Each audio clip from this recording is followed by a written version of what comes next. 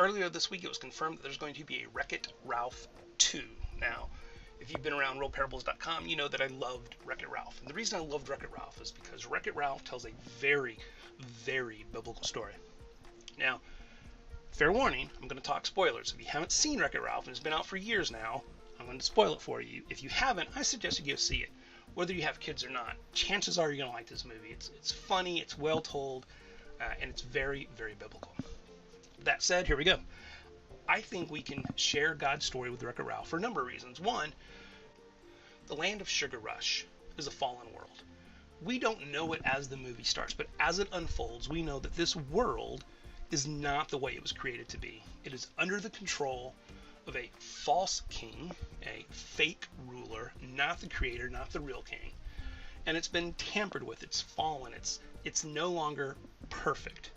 And with this king, he is revealed to be the bad guy. We think he's good. He tells lies, white lies. Sometimes he says things that are really, really sweet and true, especially when he sort of tells the truth about why Vanellope can't leave the game, which we find out is true. She can't leave the game. She'll die. But one reason she can't leave the game is because she also is corrupt. There is this fallen, corrupt world of Sugar Rush. Now, this false world, this fallen world, is ruled by a false king, King Candy. Ralph comes in as the outside savior. He comes in from his game, Fix-It Felix Jr., to, yes, get his medal, get his coin so he can come back a hero. But here he meets and forms a relationship with Vanellope. And as the movie unfolds, it gets to the point where he is willing to sacrifice himself to save Vanellope. He humbles himself to the point of death. He is going to fall into Coke Mountain or whatever it was with the Mentos to create this lava, this flame, so all of the demon-like bugs will go to it and it will save Vanellope from being destroyed, and all of Sugar Rush.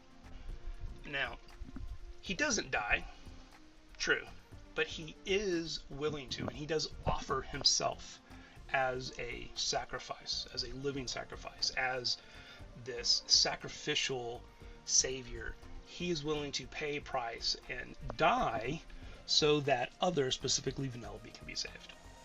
Now, once Vanellope crosses the finish line, a couple of things happen. One, Sugar Rush is restored to its original creation. The old is done away with, the new comes, and Sugar Rush is restored to its former glory. But more importantly, we find out that Vanellope, this glitch, is really Princess Vanellope. She is the daughter of the real king. And this movie very, very well, that doesn't sound right, this movie really shows the world we live in. We live in a fallen world that is corrupt, that is not the way that it was created. It is under a curse. We have an outside savior in Jesus Christ who sacrificed himself for us, and sometime in the future this whole world will be made new.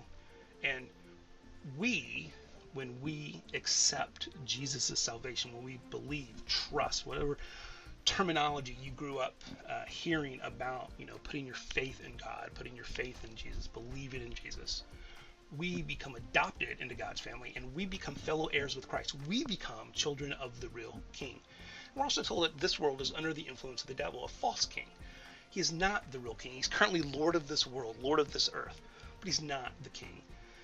And I think Wreck-It Ralph is awesome because it's a great way, especially with kids who, these are hard concepts to understand. Fallen world, it's not the way it should be. There's pain, there's death, there's ugliness. But we have a savior who will eventually make it all new. And in the meantime, we, again, have our purpose. We still live our life in a certain way like Wreck-It Ralph, like Ralph. And that's to help others, to serve others, to humble ourselves, like Philippians 2, right?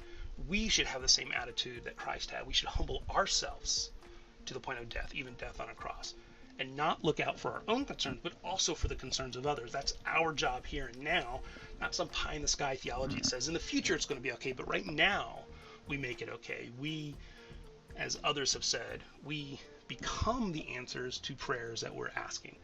If I want help for someone, I should go help someone. We want to serve. We want to humble ourselves.